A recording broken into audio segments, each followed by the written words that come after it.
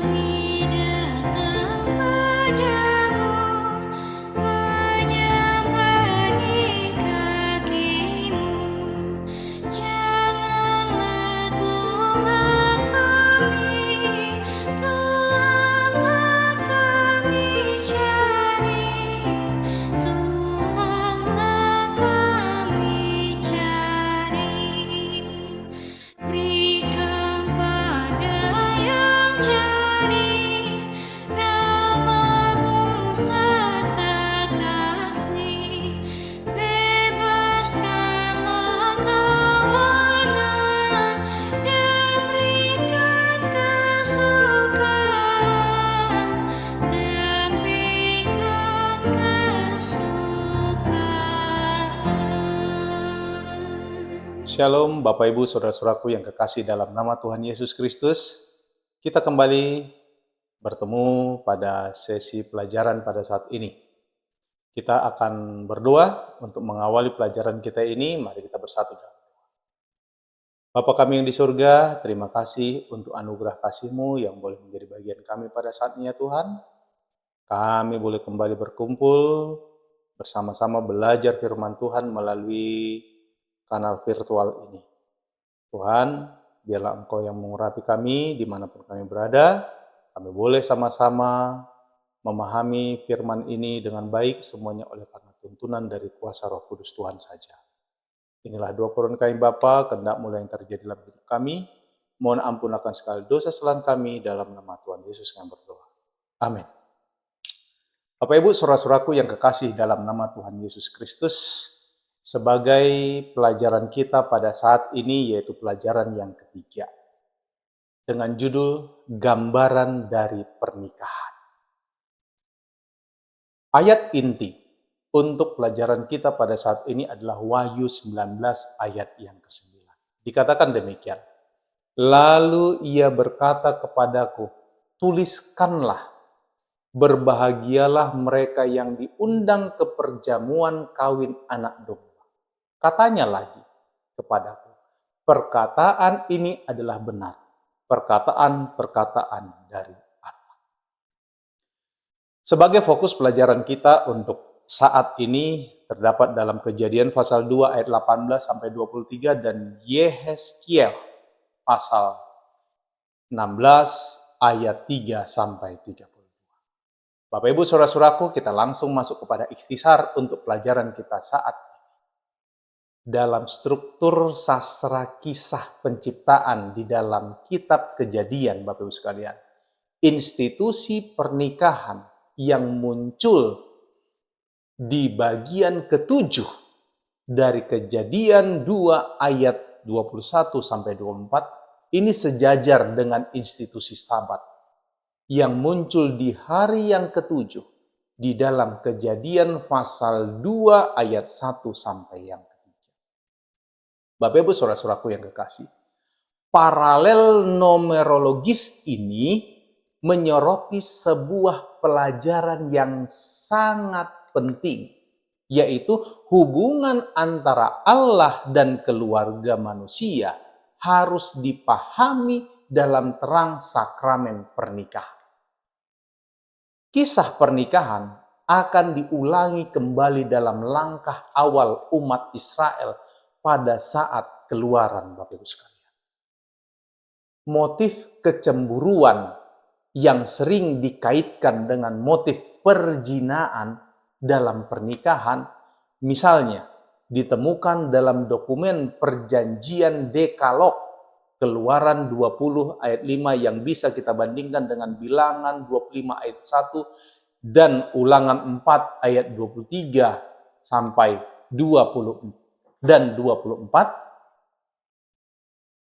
Dengan demikian Bapak Ibu, perjanjian antara Allah dan umatnya ini dipahami dalam istilah suami istri.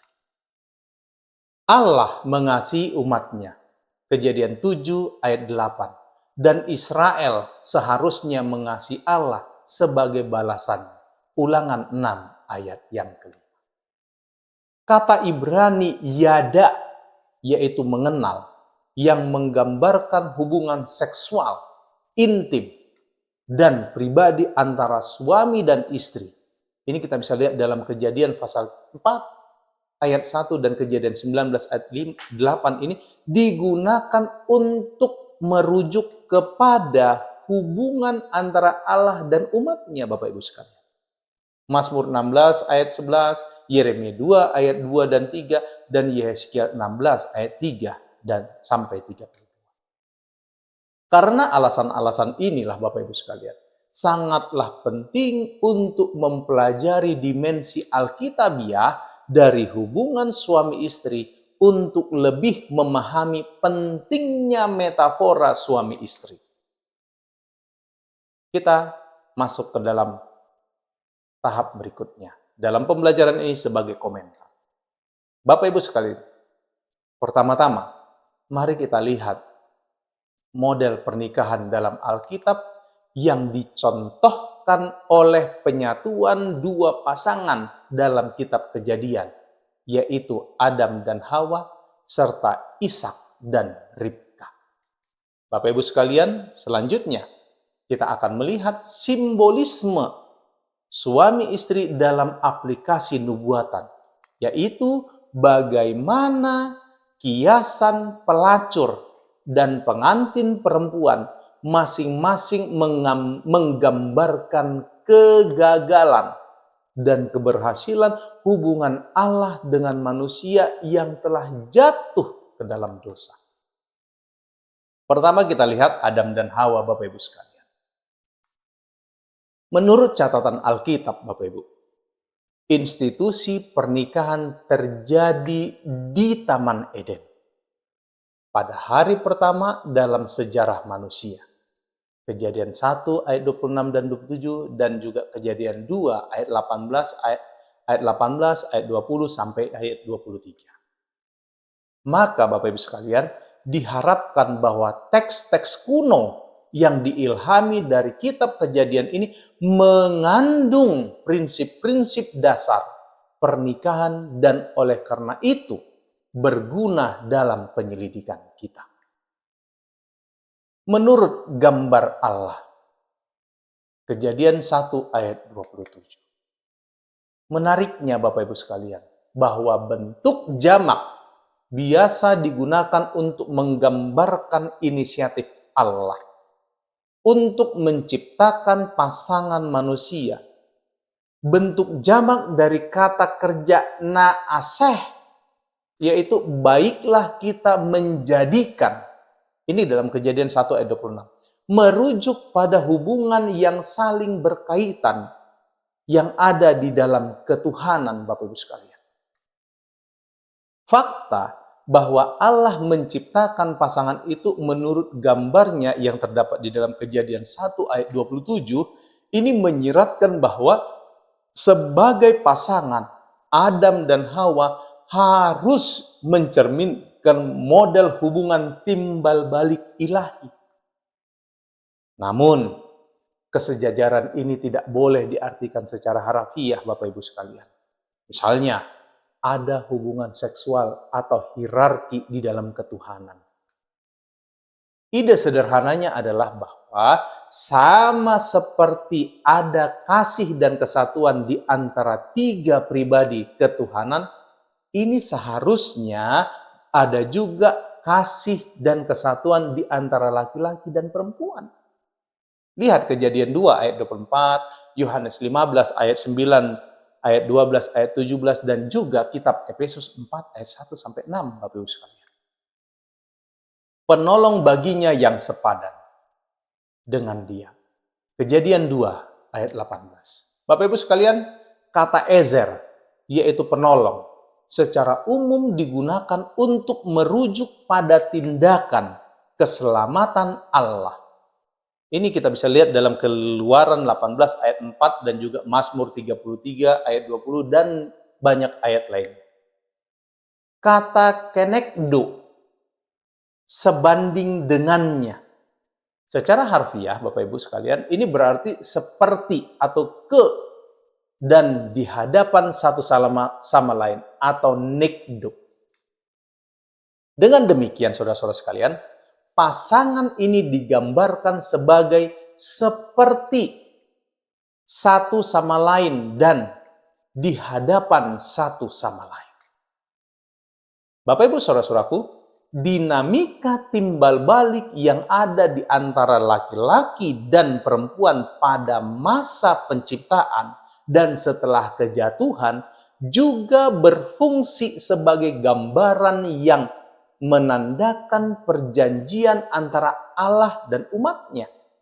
Kita bisa bandingkan ini antara Kidung Jemaat pasal 6 ayat 3, Kejadian 3 ayat 16, dan juga Efesus 5 ayat 21 sampai 28. Selanjutnya kita lihat antara Ishak dan Ribka. Kisah pernikahan antara Ishak dan Ribka ini dicatat dalam Kejadian pasal 24, Bapak Ibu sekalian. Pasal terpanjang dalam kitab Kejadian. Kisah ini berisi pelajaran tentang kehadiran Tuhan. Tuhan atau yang disebut dengan Yahweh atau YHWH yang tidak pernah berbicara dalam pasal ini disebutkan sebanyak 17 kali. Kata kunci lain dari pasal ini adalah kata kerja pergi atau disebut dengan halak yang juga muncul sebanyak 17 kali. 7 kali diantaranya terhubung dengan Ribka, Bapak Ibu sekalian. Kata pergi adalah kata kerja yang mengawali perjalanan Abraham sebagai respon terhadap panggilan Allah. Ini terdapat dalam Kejadian pasal 12 ayat yang keempat. Demikian juga, dengan demikian Bapak Ibu sekalian, Ribka dipahami sebagai Abraham yang kedua. Gagasan umum dari pasal ini adalah bahwa pernikahan adalah tempat hadirat Allah, tempat keselamatan Allah, Bapak Ibu sekalian. Oleh karena itu, pernikahan Ishak dan Ribka ini menunjuk sejumlah elemen instruktif yang mencerahkan pemahaman kita tentang perjanjian Allah dengan umat. Selanjutnya kita mau melihat adalah Allah memulai perjanjian tersebut, Bapak Ibu sekalian. Sama seperti Abraham, Eliezer, dan Ishak yang pindah ke tempat calon mempelai wanita. Maka Allah lah yang mengambil langkah pertama menuju umatnya, mempelai wanitanya, Bapak Ibu sekalian. Namun Bapak Ibu, Allah tidak memaksakan perjanjiannya. Dengan cara yang sama, Eliezer mempertimbangkan kebebasan mempelai wanita yang mungkin memutuskan untuk tidak mengikutinya. Mungkin perempuan itu tidak suka mengikuti aku. Terdapat dalam Kejadian pasal 24 ayat yang. Selanjutnya kita lihat di sini adalah tanggapan mempelai wanita. Bapak Ibu saudara-saudaraku yang kekasih, kita lihat bahwa Ribka tidak ragu-ragu untuk mengikuti dan menjawab dengan satu kata, elek. Yang artinya adalah aku akan pergi. Ini kita bisa lihat dalam Kejadian pasal 24 ayat 58 dalam versi New King James Version. Yang menandai pemunculan terakhir dari kata kerja kunci halak, yaitu pergi dalam hubungannya dengan Ribka. Tentang Ribka, dimintai nasihat adalah hal yang mencolok dalam konteks budayanya, di mana wanita tidak seharusnya memiliki suara dalam pernikahannya. Dalam hal ini Bapak Ibu sekalian, semua tergantung pada jawaban ya atau tidak dari Ribka. Karena dialah yang mengambil keputusan terakhir dalam hal ini. Apalagi respon Ribka sama dengan respon sang bapa leluhurnya, yaitu Abraham. Kata kerjanya menggemakan kata kerja keberangkatan. Keberangkatan Abraham ketika ia meninggalkan Mesopotamia. Disebut dengan istilah Wayelek. Pergilah. Ini kita bisa lihat dalam Kejadian pasal 12 ayat yang keempat. Dalam hal ini Bapak Ibu sekalian, langkah Ribka mengikuti langkah Abraham. Bagian dari doa. Kita mau lihat, ya, Eliezer berdoa untuk keberhasilan perjalanan. Kejadian 24 ayat yang ke-12. Dan juga agar Ribka memberinya minum. Kejadian 24 ayat 14. Kemudian Bapak Ibu sekalian, sesuai dengan doanya, Ribka memberinya minum. Ini kita bisa lihat dalam Kejadian 24 ayat 18. Versi New King James Version. Selain itu, Ishak juga berdoa Bapak Ibu untuk keberhasilan pertemuannya dengan Ribka. Kejadian 24 ayat 63. Kemudian mata Ribka bertemu dengan mata Ishak. Kejadian 24 ayat 60. Selanjutnya kita lihat Bapak Ibu sekalian, yaitu bagian dari cinta. Teks Alkitab ya melaporkan bahwa Ishak mencintai Ribka hanya setelah pernikahannya. Kejadian 24 ayat 67. Cinta menyiratkan kesetiaan, kewajiban untuk nikmatilah hidup dengan istri yang kau kasih. Pengkhotbah 9 ayat 9. Konsep cinta dalam bahasa Ibrani ini telah mengalami teologi agama Ibrani. Pengalaman cinta suami istri telah dikatakan sebagai model perjanjian antara Allah dan umatnya. Ini kita bisa lihat dalam kitab Hosea pasal 2 ayat 2 dan Hosea pasal 3 ayat yang pertama, Bapak Ibu sekalian. Kasih dalam perjanjian lama merupakan bagian yang tidak terpisahkan dari konsep perjanjian. Ini kita bisa lihat dalam Ulangan 7 ayat yang ke-9. Dengan demikian Bapak Ibu sekalian, ketika Allah memanggil manusia untuk mengasihinya, dan yang dia maksudkan bukanlah mengacu pada pengalaman sentimental sesaat Bapak Ibu.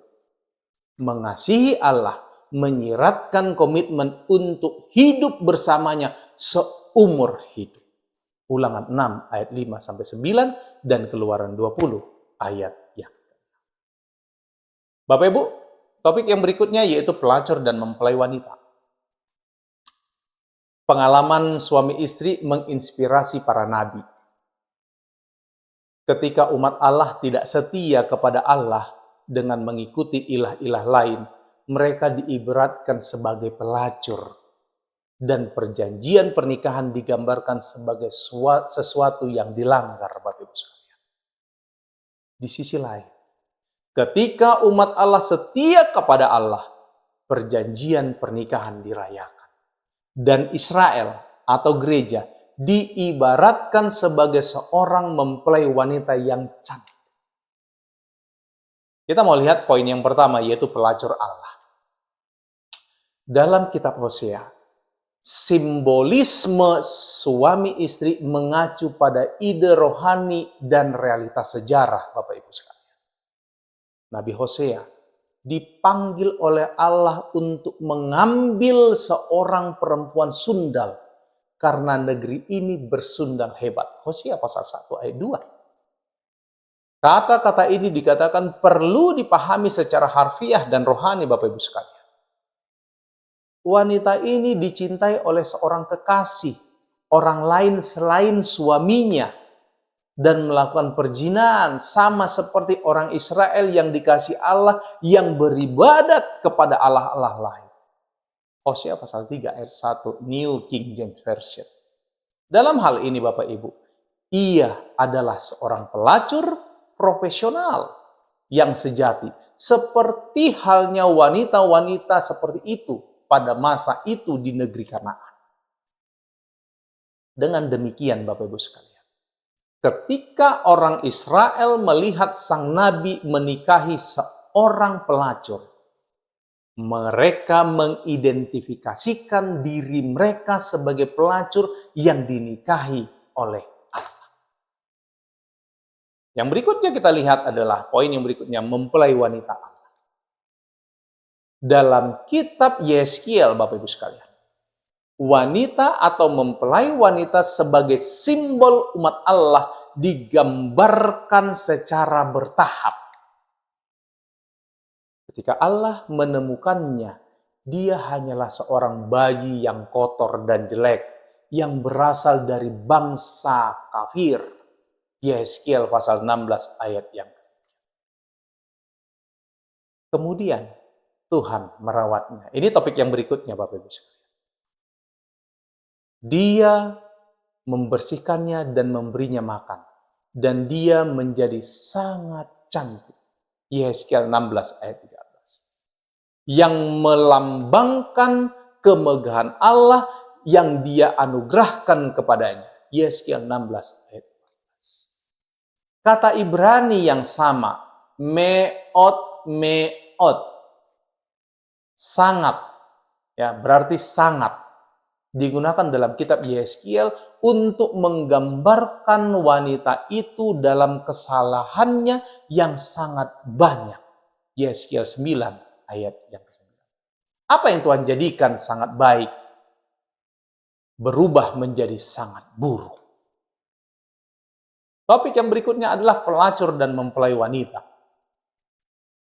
Senada dengan para nabi Ibrani, kitab Wahyu menggunakan metafora suami istri untuk menandakan kontras antara dua versi wanita, Bapak Ibu sekalian. Pengantin perempuan yang berdandan untuk suaminya, yang terdapat dalam Wahyu 21 ayat 2. Ini melambangkan umat Allah yang akan berdiam di Yerusalem Baru. Wahyu 21 ayat yang di sisi lain, Bapak Ibu, pelacur besar itu melambangkan gereja yang berzina, yang merusakkan bumi dengan percabulannya. Ini kita bisa lihat dalam Wahyu 19 ayat yang. Bapak Ibu saudara-saudaraku yang kekasih, sebagai aplikasi dari pelajaran ini, kita diarahkan bahwa metafora suami istri ini dapat diterapkan dalam 3 area kehidupan orang Kristen. Dalam hubungan pribadi seseorang dengan Allah, dalam hubungan seseorang dengan pasangannya, dan dalam gereja. Pertama, dengan Allah. Dengan cara apa metafora suami istri berlaku dan menerangi hubungan pribadi Anda dengan Allah? Bagaimana metafora ini membantu Anda membawa agama Anda lebih sepenuhnya ke dalam kehidupan Anda? Bagaimana metafora ini mengajarkan Anda bahwa Allah tidak hanya hadir ketika Anda berdoa dan beribadah di gereja, tetapi juga di mana saja dan kapan saja? Dengan cara apa gambaran pernikahan mengajarkan Anda untuk berjalan bersama Allah di malam hari ketika Anda tidur, di siang hari ketika Anda bekerja, berpikir, berbicara, bernyanyi, makan, bermain, dan tertawa, serta di saat-saat ketika Anda menderita, menangis, dan bergumul? Sebutkan contoh-contoh spesifik ketika Anda merasa dan memahami bahwa Allah dekat dengan Anda, dan ketika Anda merasa Dia jauh dari Anda atau bersedih bagi Anda. Yang kedua, Bapak Ibu sekalian, dengan pasangannya.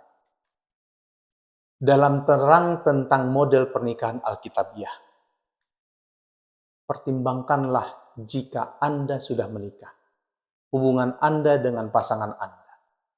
Berikanlah perhatian yang penuh sukacita kepada satu sama lain yang kau kasihi seumur hidup. Pengkhotbah pasal 9 ayat 9. Rendahkanlah dirimu seorang kepada yang lain di dalam takut akan Kristus. Efesus 5 ayat 21. Ini kita bisa bandingkan dengan Kejadian 3 ayat yang ke-16. Temukanlah gambar rupa Allah di dalam diri pasangan Anda. Dan hargai serta kagumi perbedaannya dengan Anda. Kejadian 1 ayat 26. Bapak Ibu saudara-saudaraku, bagaimana prinsip kesatuan selaras dengan prinsip perbedaan yang terdapat dalam Kejadian 2 ayat 24. Selanjutnya di dalam gereja. Diskusikanlah hubungan antara gereja dan karakter Allah. Bapak Ibu, bagaimanakah kasih dan kebenaran Allah diterapkan dalam kehidupan gereja? Coba temukanlah contoh-contoh konkret di mana Anda atau gereja Anda mengalami kegagalan dalam dan keberhasilan. Tuhan memberkati. Mari kita akhiri pembelajaran kita saat ini dengan berdoa. Mari kita berdoa.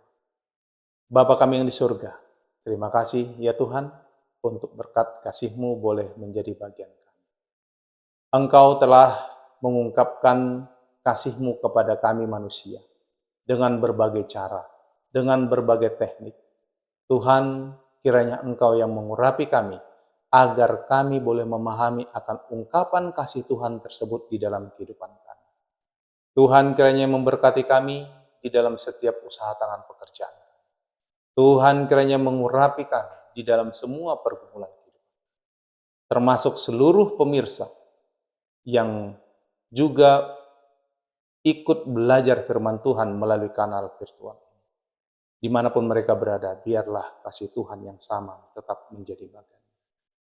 Tuhan, kami rindu biarlah Engkau yang tetap mengizinkan kami kembali bertemu dalam seri pelajaran yang selanjutnya, di mana kami boleh bersama-sama kembali mempelajari firman Tuhan, belajar firman Tuhan, dan kami boleh dikuatkan di dalam iman, kami boleh dipertambah di dalam pengetahuan akan kasih Allah.